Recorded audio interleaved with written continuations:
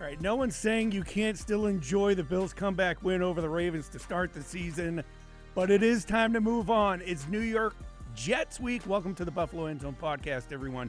Kevin Carroll, Andy Young with you. Andy, that's still a thrilling game. You still like to go back and watch the highlights, but now we're talking about the AFC East. We're talking about a Jets team that looked way more impressive than what anyone thought they would look like during the summer. This is a game where the Bills have to channel the emotions of what happened Sunday night against the Ravens and all that encompassed that wild comeback victory to beat Baltimore, and then take all the things that they did poorly in that game and get them figured out against the Jets, who play a similar style this season to what the Ravens do. Nobody's saying that they're Lamar Jackson and Derrick Henry and that squad, but you've got to take some things from what you did poorly, accept that you won and enjoy that. But as Josh Allen said, wash it away because we've got another opponent, and the next game is the one that matters most. Back on Monday, I referred to the Jets as the Temu Ravens. Since then, everyone else has kind of come up with the same either poor man's Ravens or stuff like that. Baltimore light. Yeah. Right. But, I mean, the facts are this. You have a mobile quarterback now in Justin Fields, who's with the Jets now. You have a solid running game, and you have a solid defense there, which is like what you had with the Ravens. I mean, a lot of questions early in the week or wherever we are, halfway through the week, are, is it beneficial to play a team that is built so similarly to the team you just came back and beat? Or is it just, we have a lot of problems to work out on the defensive side of the ball because you're going to get Fields running the option. You're going to get the run game. That Baltimore game exposed a lot of warts that many Bills fans and observers were concerned about for the Bills team. Look, Derrick Henry and Lamar Jackson absolutely gashed them throughout the game. And Henry's running wild. He's going for nearly 200 yards. Lamar Jackson had an excellent performance. Looked at times like he could do whatever he wanted to do. The Bills' offense, after a hot start, touchdown drive right away, cooled off a little bit in that middle portion of the first and second quarters. So there's a lot to work on. And Sean McDermott said, look, this needs to be a hard week for us. This needs to be a week where we take candid conversations and channel that into what we do in the meeting rooms and on the field, because what they did against Derrick Henry and Lamar Jackson defensively until the last few minutes of the game was simply not good enough by any stretch of the imagination. And even if you say, all right, you grant them that this is Baltimore, this is one of the best teams in the league, this is a group of some of the best players in the league, but even if you continue to do the same mistakes, other teams like the Jets or anybody else on your schedule is going to burn you. So they've got to figure some things out, and it's important this week that they do, or else, we could be sitting here saying, boy, why was this game close, right? Why did the Bills have to squeak by the Jets, or why did the Jets pull off some sort of upset? Because the things that they did, especially defensively, are things they're going to have to correct and get that straightened out over the long term for this season. Historically speaking, as well, the Bills, when Josh Allen there, have not played well at MetLife Stadium. They've had some real bummers of a game. Even the games that they win aren't what you would expect with what the Bills have and their level of compete going up against the Jets. We don't know a ton about the Jets, but they just look better all around. Like I said earlier, that you should be, if you're the Bills and you're talking about problems with the defensive line, problems with the safety position, we can get into that. You have Trey White could be back this week.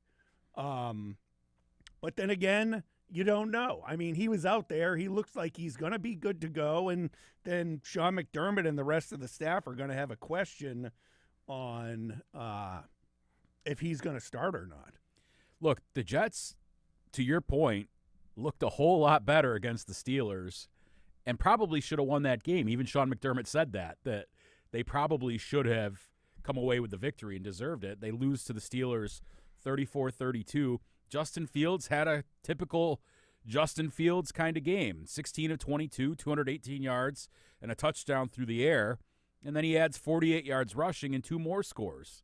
So you're looking at a similar style.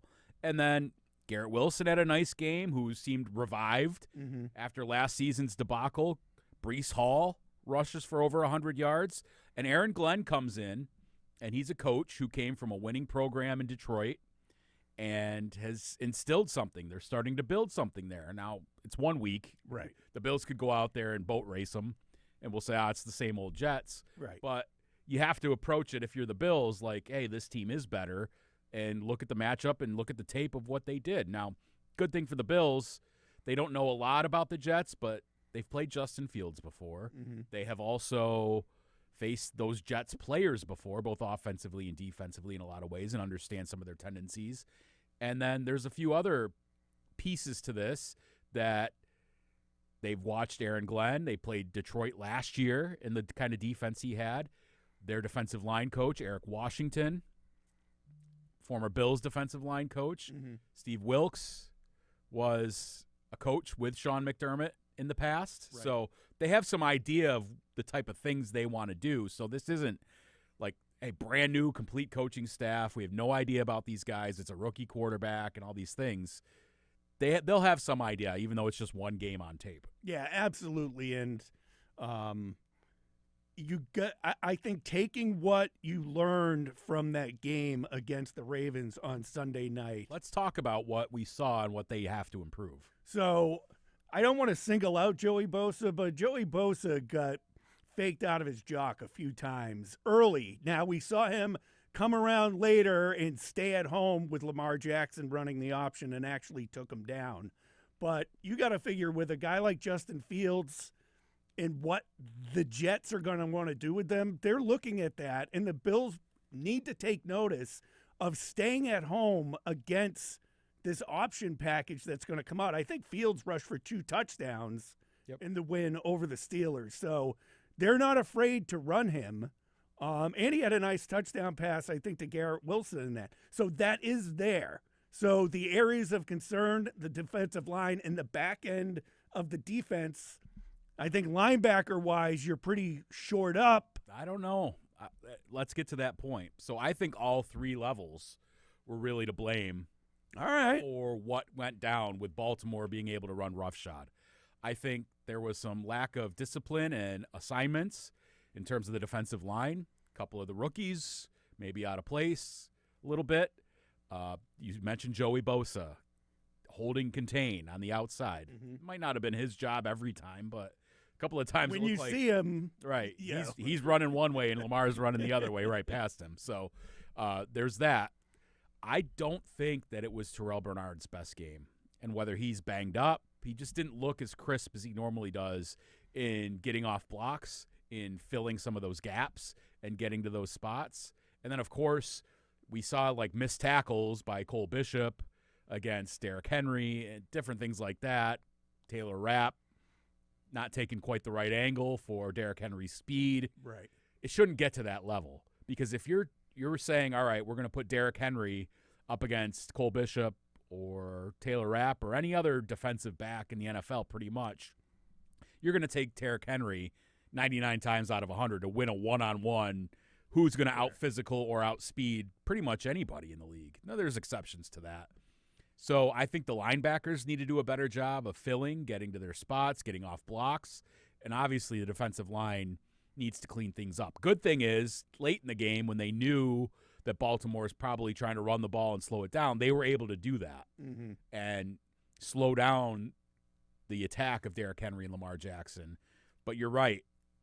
Similar problems are going to be presented by this Jets team. So I think all 3 levels of the Bills' defense have got to be better, and young guys have to figure out their roles a little better. I was over with the defensive line at practice today, and the coaches over there were really going through with the younger players what Ed Oliver did to get there and strip the ball from Henry.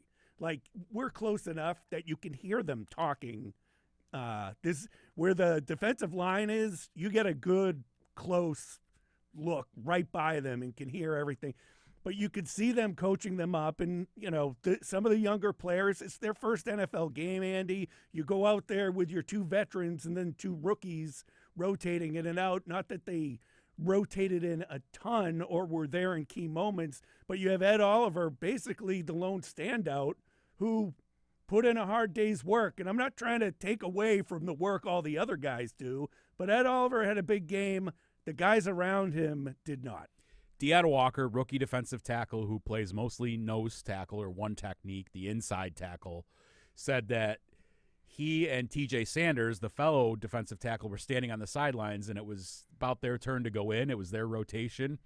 And Ed Oliver looked over and goes, I'm going in. And he went back in, and Walker relayed the story that after a couple of plays, they realized, oh, okay, I guess that's why he wants to stay in the game, because Oliver was absolutely on a heater, right? He was incredible.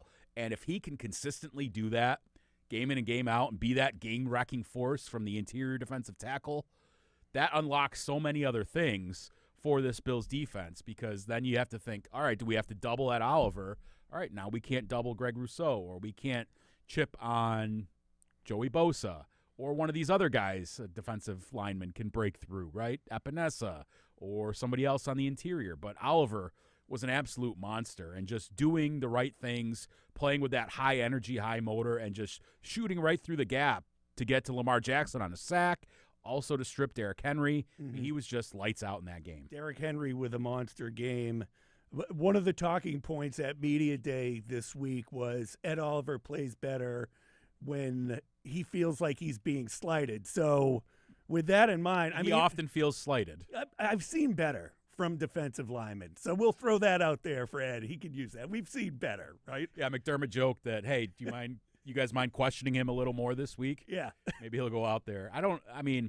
People have questioned his consistency and his lofty draft status as a 9th overall pick throughout his career, because we see these flashes, games like this, and then we see times where he's not able to make it happen for whatever reason. And that might just be, we're just looking at stats or whatever, but I think a lot of people nowadays with all 22 dive into the film too and say, everyone does that now. Right, yeah, not you. Not me. I'm living in the past. When I got into this business, that's how I'm going out of this business. Same old Kevin Carroll. That day might come soon. I changed by not changing at all. Thanks, Andy. Talk about, you brought up Rapp and Bishop. They stick out because of how the game played out with Derrick Henry busting through the line and the linebackers. Is there a big concern right now with the safety position? I thought Rapp would be a lot more, bug in my face, reliable. We've got a fruit fly in the studio for those in which there's never any food in here. So listening. Whoever did, someone brought food in here when we weren't here, and now there's a fruit fly. But anyways, let's News go back. One, we're going to track it down. We've got cameras all over this place. So, listen, I'm not reading into things, and I'm not saying that this is happening. But one thing that stuck out to me today, because Trey White's back, I'm over checking out the defensive backs. I could be wrong, but it looks like Jordan Poyer has kind of moved up a little where he's taking his reps. Now, I don't know, again, I bring this up often. I had not been to Bills camp until this year or last year, the entire time Sean McDermott was here. But when I was there last, Poyer was a clear practice player, playing wide receiver, doing stuff like that. You watch the rotation of them doing drills, Andy, and there's Christian Benford, there's Tyler Rapp, there's Trey White, there's number 21. He's usually at the end of the line. Now, again, not reading into anything, but if there's some concern at safety and they brought him back in to help coach these guys up, maybe this is something where over the next month or so they do ramp him up and in case of emergency, break glass, have to go to him. Yeah, I mean, it's one game. I don't think that was the best effort for those safeties, and I think they understand that. You're not going to just pull the plug on it right away. No, I agree with that. But, I mean, Poyer is there, and it's an option. Now, last we saw Jordan, he wasn't the player he once was. Right. But maybe do they weigh that against that? The player he is now is better than the player that they have on the field. I don't know. They need more from their safeties, no doubt about it. But like I said, it's hard to judge them dealing with Derrick Henry. Right. Now, if they go out and lay another egg this week and it's bad, the concerns will grow. The concern rises, and then the call is for, hey, do you need to sign Jabril Peppers, or do you need to pull Jordan Poyer up from the practice squad? Will continue to grow. The good news for them, Trey White, like you mentioned, did return to practice after missing the opener, coming off that groin injury. And Sean McDermott said, look, we'll see how it goes this week as if he's able to play. I do think they were okay with Dorian Strong out there at cornerback. So I don't think the need is as urgent as maybe we thought going in. Oh, my God, this guy's going to get torched. Well, that didn't happen. He was okay. He was fine in that game. We didn't actually have to call his name out very much at all after that pass interference early in the game. Right. The next time you see him, he's tackling Henry. Right. After he busts off a huge run. Yeah, he makes a touchdown-saving tackle. I guess it could have been a game-saving tackle in some regard. Mm-hmm. But, yeah, I mean, if they can get Trey White back, and then they'll see. And then you're only a couple more weeks away from Max Hairston. So right. We'll see how it goes here for Trey. I don't know what to expect from him. I honestly don't, because I thought he looked pretty good during training camp. Mm-hmm. And then he struggled a little bit, I think, in the Giants game in the preseason, and then he gets hurt. So it's hard to know really what you're going to get out of Trey. I guess we'll find out. Yeah, I think the fact that Dorian Strong wasn't really a player you notice bodes well. Like, I didn't break down the All-22 and check him out, Andy, but the fact that during the game when you're working, you don't really hear his name or see that he's getting beat by Zay Flowers or whatever. So I wouldn't be surprised if he was still the starter against the Jets this coming week. That wouldn't surprise me at all, and why not just ease Trey back in, right? If you're okay with Dorian Strong and think, all right, he held his own. Good on you, Rook. Yeah. All right, now we don't have to as urgently press Trey back into action, or you can ride the hot hand. And, all right, we're going to give Dorian the start, but if he struggles, we can bring Trey in. That's a good problem to have at this point. Yeah, absolutely. On the other side of the ball, Andy, I had people before the game say, here's the over-under. What do you think? And my answer was, I feel like the Bills are going to have to score points, and a lot of points, to win games this year. And take the over all the time with them, because they showed in the second half of that game back on Sunday night, when pressed, they can put up points. I did not like, and we discussed this, that lull they had in the middle of the first half. And then they just came on fire. Oh, you want to get a field goal before halftime hits? Bing, bang, boom, field goal, and there you go. You got it. And then you see it. I get tired of the bubble screens. I get tired of running the ball up the middle 3 times in a row. When you see what you can have if you just unleash Josh Allen. Now, you have brought up to me earlier in the week that they just can't go up tempo for an entire game. But if you jump out to a decent lead really quick, then maybe you can alter how you attack things. But I don't know. I just think with what you have with this offense right now, that you should just attack, and then get yourself in a comfortable position, slow it down, and then if you have to start attacking again, go do it.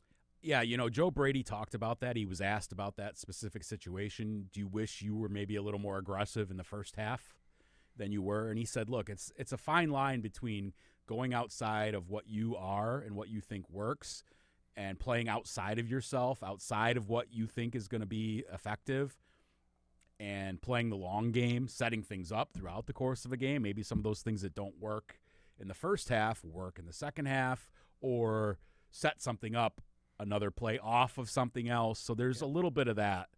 But he also said, look, I've got to be better. I want us to avoid those 3-and-out situations that kind of put the defense in a bind. I think some of it was they realized defensively they were getting boat raced, and they just wanted to get some easy stuff and kind of slow things down a little bit, run the football a little bit, keep the defense off the field, but that only works if you get first downs, right? So if you go 3 and out and you ran it 3 times in a row on the one drive in particular, James Cook starts with a 9-yard run on first down, then they get stuffed on 2nd and 1 and 3rd and 2, and they're punting. Right. Well, great. You tried to take some time off the clock and own possession a little bit, but then you just went right back off the field. So I think there's that line of like, all right, let's unleash Josh Allen, but there's also the idea of, all right, when we need to unleash Josh Allen, we're fine, right? Like, all right, let's try to run it. Let's try to do these things that we think are going to be effective. All right, break glass. Josh, go. Yeah. And it's funny because Joshua Palmer said after the game that he asked Khalil Shakir on the sidelines, okay, so when do we turn this thing on like the Bills I know I've watched in the past? And I guess Khalil said to him, usually late in the second half. We've got number 17, and then we go crazy. So, I mean, you don't want to get in that habit. It's nice to know you have it, though. Right, absolutely. Looking at this Jets defense, you know, the Ravens known for their defense. The Jets over the years, as bad as they have been, have had a really decent defense that the Bills have had hard times with every now and then, including Josh Allen, unable to break through against them. We talk about the Jets offense being similar to the Ravens.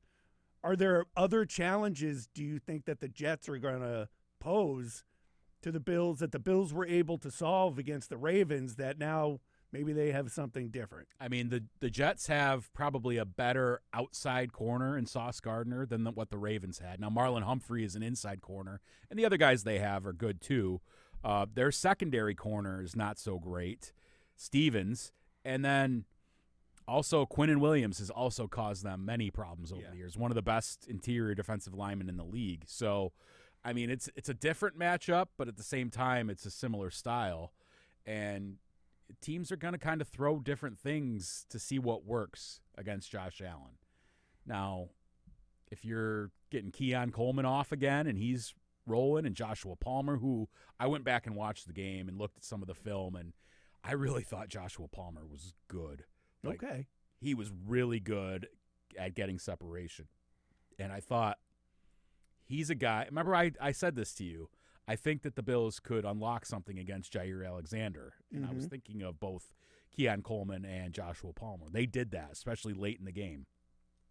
Can they do that against Stevens? That's another matchup where they might try to exploit things. But, yeah, this Jets defense, I mean, they gave up 34 to the Steelers and Rodgers. And right. So, I mean, but they have good players. And, again, we're going into week 2, Andy. We still don't really know. There are no trends yet. Yeah. The Bills could have a lights-out performance on defense. Like we've made so many comments about, man, what's wrong with the defense? They can't stop the run again. Safeties stink, whatever. They could go out and have a dominating performance, and we're talking completely differently next week. And, I mean, they have – you brought this up earlier, but they have gone up against Justin Fields.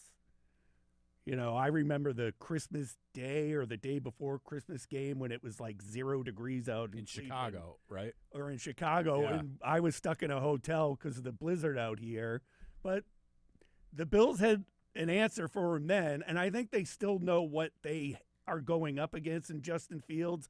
But he kind of looked like he stepped it up a notch going up against the Steelers. But again, it's funny with Fields. I think he's gotten a little better every year, but he still keeps getting bounced around because he's not ceiling guy, right? Like he's not superstar, but he's improved, right? I think, 16 of 22, that's a nice little percentage. His passer rating was 119. That's very good. And then he's got that running threat. So obviously that's the key, is containing he and Breece Hall. Because if you do that, you don't have to worry as much about Garrett Wilson and some of the other stuff that they want to do. This Jets team is not the same as Baltimore. So, like, for us, we're joking about they play a similar style. Aaron Glenn comes in, he's establishing a culture, those sorts of things. But it's still not, to me, the same matchup. Now, anything can happen any given Sunday. We know that. Yep. I'll let you deal with your little computer problems over there, as usual. These computers these days. But in any case, yeah, I would expect the Bills to go out and have a nice day. But you're right. Going on the road, coming off an emotional game, a wild game, see what's in the tank for them, right? Do the rookies, do the young guys learn from their mistakes? All these sorts of things. Playing at 1 in the afternoon. A ho-hum 1 in the afternoon game. I do not enjoy games at MetLife. I don't I don't like that stadium. I don't like even watching. No. Like, It's so sterile. yeah, it's so sterile. Right. But, Almost put words in your mouth. You do it all. I always steal stuff from you. All right, let's look at the game. Bills -6.5. Andy, going into this one. It's just going to be a guess at this point, but I just feel like this Bills team has said to themselves after what they did Sunday night, we can score whenever we want. So I think they're going to pull away, even if this game is close for a while. Yeah, I'm going to take the Bills to cover that spread. 46 points, not 46.5. I got Bet MGM. They have it at 46. 46, so like 27-20. Take the I'm taking the I'm over, taking the over on again. every Bills game. Yeah, because I this think the year. Bills are going to put up 30. And if the Jets put up 19, 18, 17, right? Right. 30-17, 31-17. Yeah, Sure. I agree with you. I'll take the over. Yeah, we got that. All right, let's do a little 3 and out before we head out of here, Andy. Who do you think after week 1 is the biggest threat to the Bills in the AFC East? In the AFC East. Yeah. It's the Jets to me now. It was the Patriots before. It's still the Patriots to me. Really? It's one game. Yeah, that's why I'm doing this now. I know. Let's get extreme, man. Well, if we're doing that, we'll just say whoever won and lost the week before rises up the power rankings, right? Well, the Jets didn't win. I know. Patriots have the Dolphins, too, so we'll see what happens. I got to say this about the AFC East. The Dolphins, as I've said for 2 years, stink. They're going down the wrong way. They got rocked by the Colts. Yeah, they look bad. It's not like they got During beat by it, too. the Chiefs or the Bills or the Ravens or whomever. Yeah. It was the Colts with Daniel Jones. Daniel Jones, I said earlier in the week, the Dolphins made Daniel Jones look like a star. Yeah. It was disappointing, I think, for Patriots fans that Drake May didn't look better and they didn't come out with a better performance. I think the Raiders are actually okay They might be okay. with Geno Smith. I think they're okay. Like, they could compete for a wild card. I don't think they're winning that division because it's going to be KC and the Chargers. And the Broncos are good too. Remember all the times we've talked about, all right, finally, is someone in that division ever going to rise up and give the Chiefs problems? Maybe this is finally the year after seeing the Chargers. I feel take like them we've down. said that before. Like when the Lions beat the Chiefs on opening night. But that's not the same division. But no one knew what the Lions were at that point either. Okay. You know? Right. So who knows? I mean, I understand now everyone's hatred of the Tom Brady Patriots just being in the mix. Like being from New England, I was always like, whatever, get over it. But now just dealing with the Chiefs who could go to now 4 straight Super Bowls. So the Bills won't have that anymore, that they actually went to 4 straight. We've argued this, you and I, on this podcast for a couple of years now. They had this discussion, and the Chiefs are getting annoying because of the way they win. When they were flying all over and like Tyreek Hill, and they're putting up 40 points a game, and Mahomes just breaking records with his passing. Right. At least that was fun to watch. Now the way they win, it's like the first version of the Patriots. Like just, winning 13-10. right, and just luck almost. Right. It feels like. Have a ball hit someone's helmet and go over the crossbar Right. for the So, game-winning. annoying in any regard, both teams. But dynasties get that way. I'm sure people hated watching the Bulls time and time again. Steelers of the late 70s. Yeah, right. Cowboys for sure. So hateable. Still to this day from the early 90s. Obviously, people hated the Yankees of the 90s and early 2000s. I think people have kind of soured on the Red Sox and the Dodgers because they now keep winning. Yeah. I mean, the Red Sox, They win their first World Series. It was amazing. That was awesome. Then they win their second, and it's like, oh, this is still cool. They're not going away. Then, I don't know, was it 2017, 2018 they won? And the only time I saw anything, I was home for my parents' anniversary, I think, and they were in the World Series, and it was like, oh, okay, let's watch a little baseball. Right. I knew where they were, but I wasn't paying attention to it. Yeah. So, I mean, it happens. Andy, what you watching? Anything? Wrestling? Well, always wrestling. Obviously, we watched Hard Knocks. Hard Knocks was a letdown to me. But now honestly, it's football season. Right. And I'm like locked in. Like it just changed. Like when September 1st hits and you're like, all right, college football on Saturday. I even watched a high school game that was on the other night. Dang. Like just because I love football and I was curious. I don't cover high school sports anymore like I used to. Right. And I love it. I love high school football. And there was a game on the other night. And I'm like, all right, cool. Let's watch it and see what's up. All right. But that's basically it. Wrestling and football. I'll watch football to my wife's chagrin after 4 straight days.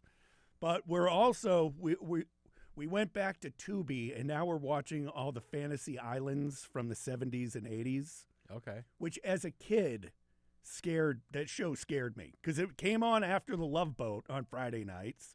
Love Boat's all happy and whatever. Fantasy Island always has like a dark twist to it. But going back and watching these episodes now, they're actually kind of funny to watch. Oh, God, dude, you're killing me. Then we took a deep dive in. They rebooted Fantasy Island in like the early 90s or something, and that was even darker. Then I think like 2 years ago, a company that makes horror films released a movie version of it that's just like a slasher bloodbath version of Fantasy Island. I cannot watch those dramas and long form shows, like the hour-long shows, not the sitcoms, but the dramas and stuff like that from the 70s and 80s. Like just the idea of Dallas or any of those kinds of shows. Fun fact, I used to be Hill allowed to Street stay Blues. up at night until the Cowboys Stadium was shown during the Dallas Open. Then I had to go to bed. Right. I never have liked those shows. Now, I loved like All in the Family from the 70s. I grew up in the 80s, so I loved the 80s sitcoms. But the dramas, it's like I couldn't get into them. Yeah, I don't even know how we landed on Fantasy Island. Yeah. I think my wife was bored with what we were watching and just went to that Tubi free TV show site and found it. I just remember, and this is not the 70s, but it's the 50s and 60s. Like my grandpa would sit and just watch Gunsmoke all the time, and those shows made me want to vomit after a while. All right, Bonanza, Andy. Bonanza, same thing. Yes. Yeah. So that's what a I've been tangent doing. that was. Yeah, I know. Yeah. So plenty of Fantasy Island stuff out there. Does anyone under the age of 30 have any idea what we're talking about?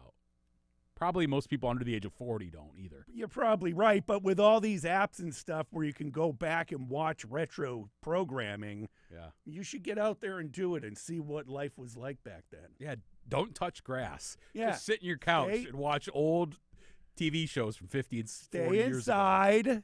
Stay inside. It's safer there. Don't play Madden or any other video game. Don't get on YouTube. Just catch up on some old TV shows. Or I'm just old and I'm looking for something comfortable now to watch that I'm like, oh, I remember. Oh, the Ed Sullivan Show's on tonight. All right, we got to get going. It's the Bills at the Jets Sunday at 1. I will be off. Andy and Jackson Wang coming your way following the game with and Stevie Johnson, my guy, for the Buffalo End Zone postgame show.